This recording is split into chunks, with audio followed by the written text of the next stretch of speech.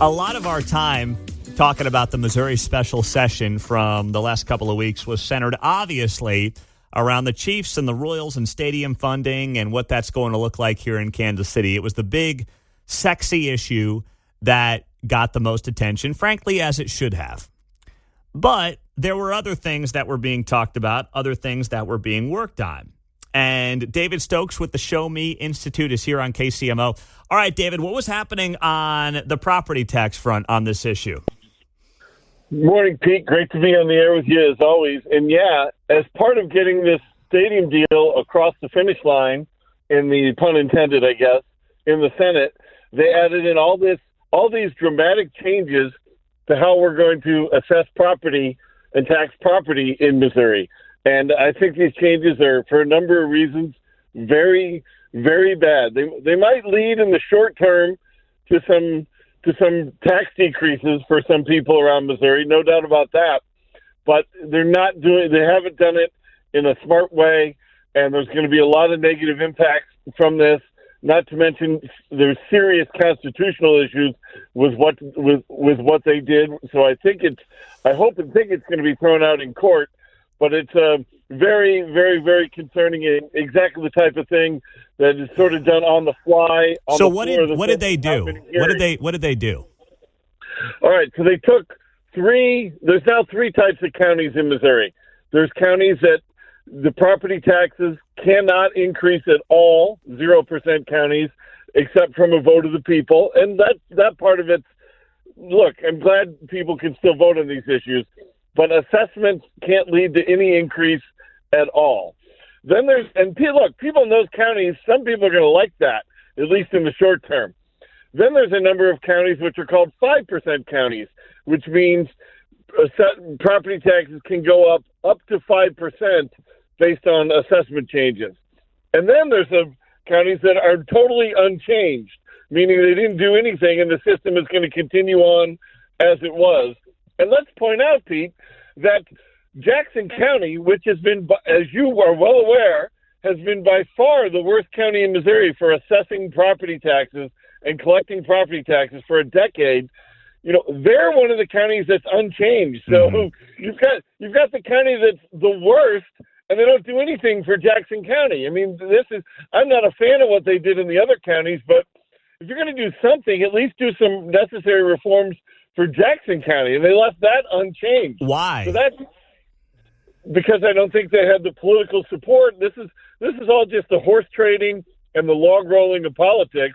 That in order to get these votes for the stadium deal, they basically allowed every senator in the state to put whatever county they represented in whichever of these three counties they wanted.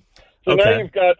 So you've got 0% property tax counties, which means any property tax increase has to go to a vote of the people. You've got 5% counties where they can increase the property taxes by up to 5%. And then you've got those that are totally unchanged, which includes Jackson County, Missouri. So what about the other counties in our metro? Where do they stand on this? Happy to. And I've got that chart right in front of me. So Clay is another unchanged county. Everything just moves forward as it has been.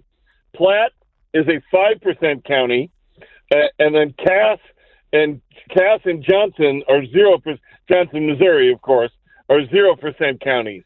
So look, in the short run, I'm sure the people of Cass like this idea, but there are undoubtedly taxing districts in the Kansas City area that cross these county lines. And you are not allowed under our Constitution to have taxing districts where the homes or businesses or whatever, this mostly affects homes, are taxed separately within the same taxing district. So, for example, if you've got a school district that's in Jackson or Clay and it crosses into boundaries of a county that's a 0% or a 5% county, that Jackson or Clay school district or other taxing district is going to start subsidizing those homes in Jackson and Clay are going to be subsidizing the homes and the taxpayers in the other counties, and that's unconstitutional.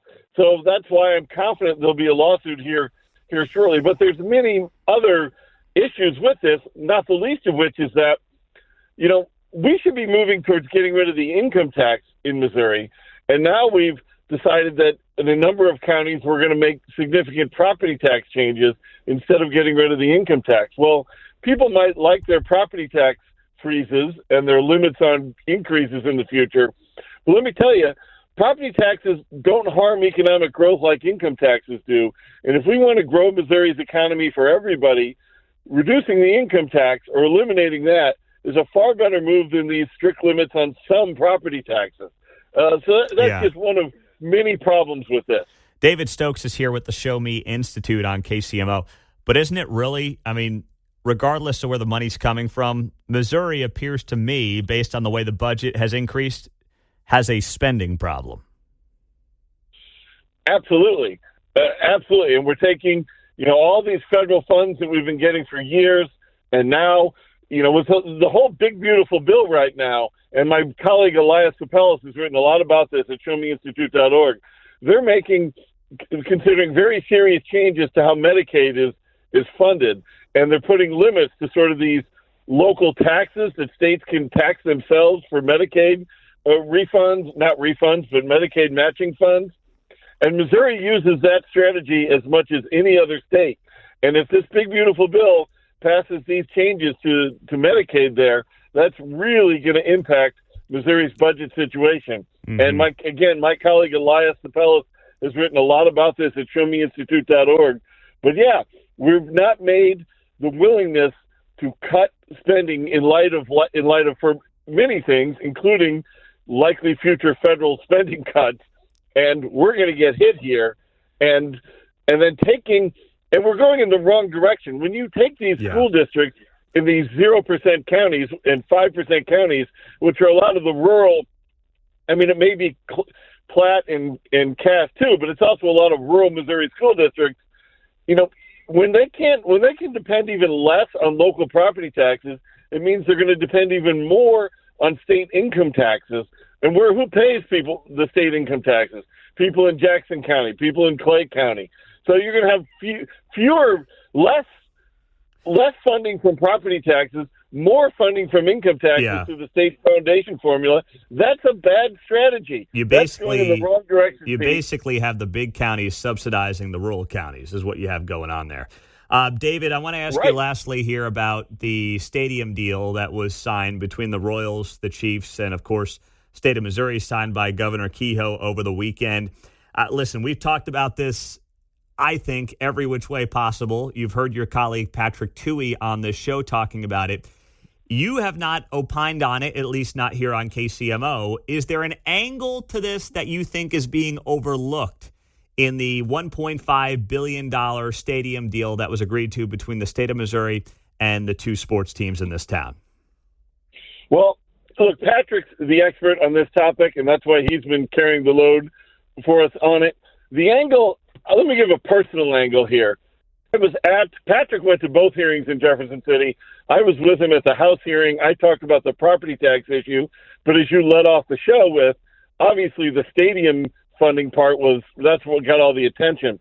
So I'm just in the hearing, listening to proponents of the tax, proponents of using tax dollars for the Royals and Chiefs stadiums, and the people on the committee. And the frustrating part, sort of the personal angle I'll share here, is for just so many people, the economic arguments didn't really matter much. It's all just about whatever numbers you put out there. It's all like, well, we have to spend this money. It's about pride. It's about civic pride. And look, I support civic pride. I want the Chiefs and Royals, of course, to stay in Missouri. But the personal angle here that I think was overlooked is just how much the numbers, the economic arguments, the history demonstrating that these types of deals haven't worked to grow economies across the country. Nobody cared. I shouldn't say nobody, but far too many people didn't care. You had all these people, they're spending billions of dollars, and there's this small part for the amateur, tax credit to help college sporting events in Missouri. And person after person stepped forward. You could have put $10 trillion in this bill, and as long as they got their little cut for some amateur sports tax credits, they'd have been in favor of it. It was a depressing exercise in horse trading and vote trading at Jefferson City a couple weeks ago. David Stokes with the Show Me Institute, Missouri-based think tank on KCMO. Thank you, my man. I appreciate your time. Well, I always enjoy talking about it, and it's the frustrating thing, too, back to property taxes for 1 second. We need to make changes in Jackson County. We need to eliminate the Kansas City 33 school district's property tax rollback exemption.